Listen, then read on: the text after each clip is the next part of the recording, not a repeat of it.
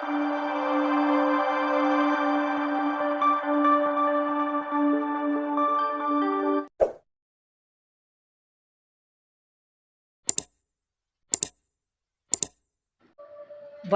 வாசகர்களே.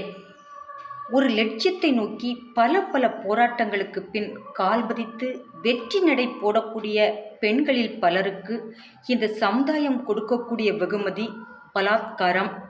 ஒரு பெண் வெளி உலகத்திற்கு தெரிய வரும் முன் அவள் இந்த ஆண் சமுதாயத்தில் பெற்றுக்கொள்ளும் பாதிப்பு ஏராளம். இங்கு அப்படியான அனுபவங்கள் பெறாத பெண்களே இல்லை என்பதுதான் உண்மை. கலியுக தீர்ப்பு.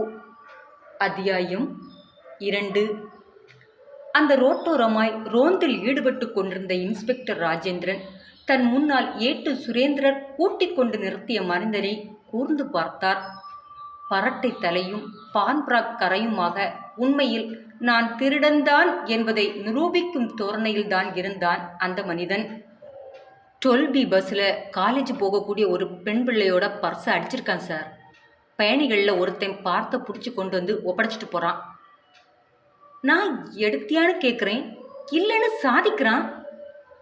ஏட்டு சொல்லி முடிக்கவில்லை. இன்ஸ்பெக்டர் ராஜேந்திரனின் லத்தி அவன் உடலில் விளையாட ஆரம்பிக்க அவரின் 4 அடிக்கே அவன் சிறண்டதாகிவிட புடைத்து எடுத்துக்கொண்டு நிமிர்ந்தபோது அவர் செல் குரல் கொடுத்து நின்றது. பாக்கெட்டிலிருந்து செல்லை எடுத்தவர் செல்லில் தெரிந்த டிஜிபி நம்பரை கண்டதும், சார் என கம்பீரமாய் அழைக்க எதிர்முனை சொன்ன செய்தி நெற்றி சுருங்க கேட்டவர், உடனே வரேன் சார் என்றவாறு செல்லை அணைத்து பாக்கெட்டில் வைத்துவிட்டு முன்னால் நின்ற ஏட்டு சுரேந்திரனை பார்த்து, நீ இவனோட ஸ்டேஷனுக்கு போ, எனக்கு புது கேஸ் ஒன்று கிடச்சிருக்கு. நான் கேஸ் பற்றி கேட்க டிஜிபி ஆஃபீஸுக்கு போகிறேன். நீ சரவணனை உடனே அங்கே வர சொல்லு.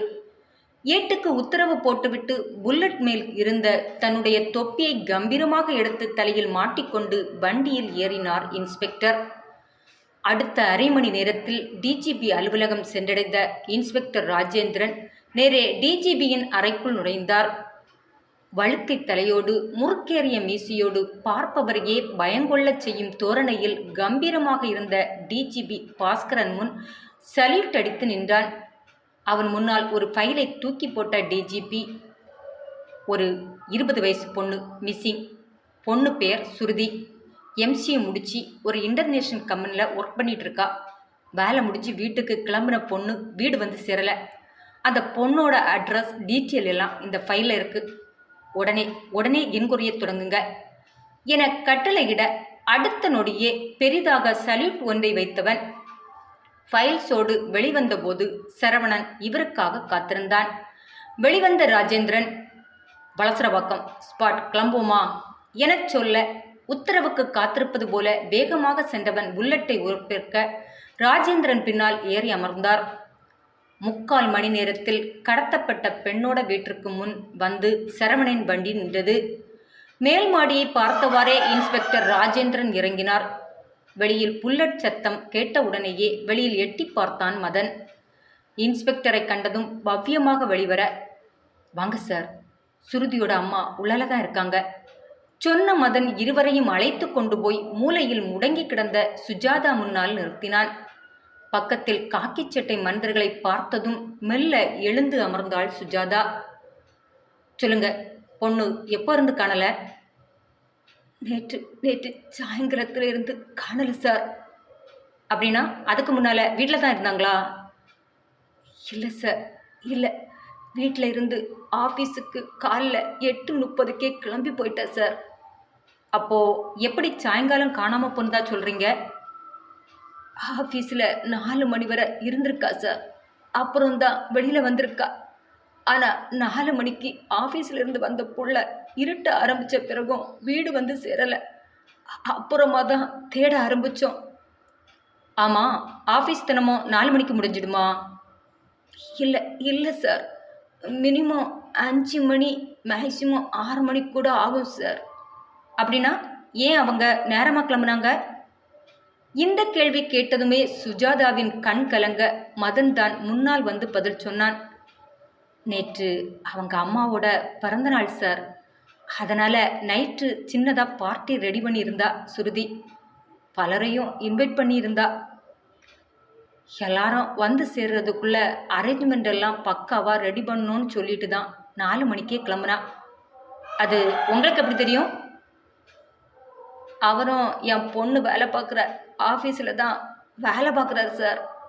சுஜாதா அழுகையினுடைய சொல்ல, சரி, அங்கேருந்து சரியாக எத்தனை மணிக்கு கிளம்புனதா சொன்னீங்க? ஒரு 4:10 இருக்கும் சார். ஆஃபீஸுக்கும் இந்த வீட்டுக்கும் இடையில எவ்வளோ தூரம் இருக்கும்? ஒரு 6 கிலோமீட்டர் இருக்கும் சார். உங்களுக்கு யார் மேலேயாவது சந்தேகம் இருக்கா? இல்லை சார். வீட்டில் யாரெல்லாம் இருக்கீங்க? நானும் என் 2 பொண்ணுங்களும் தான் சார். உங்கள் கணவர்? என்றதும் சுஜாதா மறுபடியும் அழுகைக்கு மாற சுவர் பக்கமாய் ஒதுங்கி நின்ற வித்யா, அப்பா எங்களை விட்டுட்டு வேற கல்யாணம் செஞ்சிட்டாங்க சார். அவங்களுக்கும் எங்களுக்குமான தொடர்பு முறிஞ்சி 10 வருஷம் ஆச்சு. அப்படின்னா நீங்கள் 3 பேரும் தனியாக தான் இருந்திருக்கீங்க? ஆமாம் சார். ஊர் திருநெல்வேலின்னு சொல்லியிருக்கீங்க. இங்கே வந்து எவ்வளோ நாளாச்சு? ஒரு 2 வருஷம் இருக்கும்.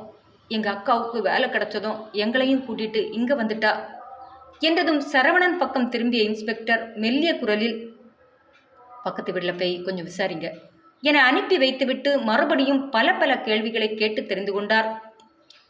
அரை மணி நேர விசாரணைக்கு பின் வெளிவந்த இன்ஸ்பெக்டர் சுற்றி பார்வையை செலுத்தினார். அடுக்கு மாடி குடியிருப்பு, மொத்தம் 4 மாடி, 18 குடும்பம் வசித்தது.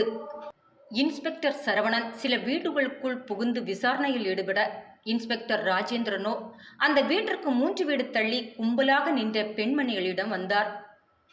பக்கத்து வீட்டில் ஒரு 20 வயசு பொண்ணு காணாமல் போயிருக்கா. உங்களுக்கு அதை பற்றி எதுவும் தெரியுமா? இல்லை சார். பொண்ணு எப்படி? பொண்ணு ரொம்ப நல்ல பொண்ணு தான் சார். ஆஃபீஸ் முடிஞ்சு வீட்டுக்கு வந்தாலே அப்புறம் மறுநாள் ஆஃபீஸுக்கு தான் அது கிளம்பி போகும். காரணம் இல்லாமல் எங்கேயும் வெளியில் போகாது. அப்படி போனால் கூட அவள் அம்மா கூட போகிறத தான் பார்த்துருக்கோம் சார். சரி, பொண்ணுக்கு காதல் மேட்டர் எதுவும் உண்டா? இதுவரை அப்படி எந்த ஆடவனோடையும் அது வந்ததில்லை சார். பல பேரிடம் விசாரித்தும் சந்தேகப்படும்படி எந்த விஷயமும் தெரியாமல் தான் திரும்பி வந்தனர் இருவரும். ஆனால் அங்கிருந்து கிளம்பி ஸ்டேஷனுக்கு வந்து சேர்ந்து வண்டியை நிறுத்தி ஸ்டேஷனுக்குள் நுழைந்த போது இன்ஸ்பெக்டர் கையில் இருந்த இன்டர்காம் குரல் கொடுத்து நின்றது.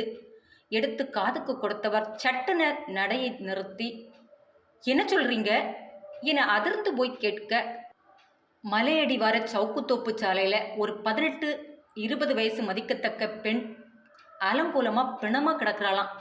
இப்போதான் இன்ஃபார்ம் வந்துச்சு, நீங்கள் உடனே ஸ்பாட்டுக்கு போய் பாருங்க என சொல்லிவிட்டு இன்டர்காம் தன் அலறலை நிறுத்திவிட, அசுர வேகத்தில் அடுத்த 10வது நிமிடம் 4 கான்ஸ்டபிள் மற்றும் சரவணனோடு சம்பவ இடத்திற்கு வந்து சேர்ந்தார் இன்ஸ்பெக்டர்.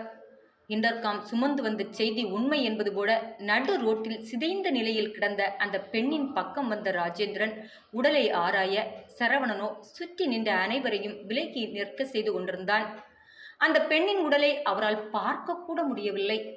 யாரோ ரொம்ப ரொம்ப கொடுமைப்படுத்தி சித்திரவதை செய்து அடித்து துன்புறுத்தி பல இடங்களில் கத்தியால் குத்தப்பட்டு கிடந்த அந்த பெண்ணின் உடலை பார்த்ததும் ஒரு நொடி அவர் கண்கள் கூட கலங்கிவிட்டது. இந்த அளவு கொடூரமாய் இந்த பெண்ணை கொன்றது யார்? எதற்காக கொன்றார்கள்? இன்ஸ்பெக்டர் ராஜேந்திரனின் மூளை அதி வேகமாக யோசித்த போது சுற்றி நின்றவர்கள் செல்போனில் அந்த பெண்ணை படம் எடுக்க, இந்த கோர உருவை படம் எடுத்தவர்களை பார்த்து, யாரும் அந்த போட்டோவை சோசியல் மீடியாவில் பதிவேற்றக்கூடாது என கர்ச்சிக்க, சுற்றி நின்றவர் தங்கள் போனில் பதிவான அந்த பெண்ணின் உடலை பார்த்து கொண்டிருக்கும் போது கலங்கிய கண்களும் படபடப்பான நெஞ்சோடு மதனுடன் வந்து இறங்கினாள் சுஜாதா. கடவுளே கடவுளே, இது என் பொண்ணா இருக்கக்கூடாது என உலகத்தில் உள்ள அத்தனை தெய்வத்தையும் வேண்டியவளாக இறங்கி வந்தாள். ஆனால் மொத்தமாய் உருமாறி படுத்திருந்தாலும் தன் முன்னால் கிடப்பது தான் பெற்ற மகள்தான் என்பது எப்படி தெரியாமல் போகும்? சுருதி! அவள் அலறிய அலறலில் அந்த இடமே ஆட்டம் கண்டது. சுருதியின் கோலத்தை கண்டதும் மதனும் தலையில் அடித்து அழத் தொடங்கினான். தாயின் கதறலால் அந்த இடமே அதிர சுற்றி நின்றவர்கள் கண்கள் கூட குளமாகிவிட்டது. எப்படிடி இது நடந்துச்சு? யார் உன்னை இப்படி பண்ணது இனி இனி உனக்கு எந்த கவலையும் இல்லைம்மா. எனக்கு வேலை கிடச்சிடுச்சு. இனி உன்னை ராணி மாதிரி வச்சிருக்குவேம்மான்னு சொல்லிட்டு கூட்டிட்டு வந்தேடி. இப்போ இப்போ இப்படி வந்து கிடக்குறியே, யார்டி யார்டி இப்படி பண்ணது? தலையில் அடித்துக்கொண்டு சொல்லி சொல்லி கதறிய தாயை ஆறுதல் படுத்த முடியாமல், பாடி எடுத்து ஹாஸ்பிட்டல் கொண்டு போயிடலாம் என இன்ஸ்பெக்டர் அருகில் வந்து சொன்னபோது மகள் மேல் விழுந்து கதறிய சுஜாதா மகளுக்கு இதய துடிப்பு இருப்பதை உணர்ந்து அலறியே விட்டாள். என் பொண்ணு சாகல, என் பொண்ணு சாகல, உயிரோட தான் இருக்கா, உயிரோட தான் இருக்கா, என் பொண்ணு சாகல சாகல. சுஜாதாவின் வார்த்தையில் கலவரப்பட்ட ராஜேந்திரன் ஓடி வந்து அப்பெண்ணின் கையின் நாடியை பிடித்து பார்க்க, அதிர்வோடு நின்ற மதன் சட்டென குனிந்து சுருதியின் உடலை அசைக்க ஆரம்பித்தான். சுருதியிடம் எந்த அசைவும் இல்லை, ஆனால் உயிர் இருந்தது. உண்மையில் இந்த அளவு அந்த உடலை சிதைத்தும் உயிர் இருப்பதை பார்த்த இன்ஸ்பெக்டர் நம்ப முடியாமல் ஓடி அருகில் வந்தார். தாயும் மதனும் பதற சரவணன் அவசரமாக ஆம்புலன்ஸுக்கு கால் செய்ய, அப்பெண்ணின் தாய் சுஜாதாவோ, வேணாம் வேணாம், நாங்கள் வந்து ஆட்டோவில் போயிடலாம், ப்ளீஸ் ப்ளீஸ் சார், என் பொண்ணை காப்பாற்றி கொடுத்துடுங்க. கையெடுத்து கும்பிட்டு நின்ற தாயை பார்த்த இன்ஸ்பெக்டர் பரபரப்போடு அப்பெண்ணை தூக்கி கொண்டு ஆட்டோவை நோக்கி ஓடினார். அத்தியாயம் தொடரும். என ஃப்ரெண்ட்ஸ், நாவலோட இந்த பகுதி எப்படி இருந்துங்கிறத மறக்காமல் எனக்கு கமெண்டில் சொல்லுங்கள். நாவல் பிடிச்சிருந்தா லைக் பண்ணுங்கள், தெரிஞ்சவங்களோட ஷேர் பண்ணுங்கள்.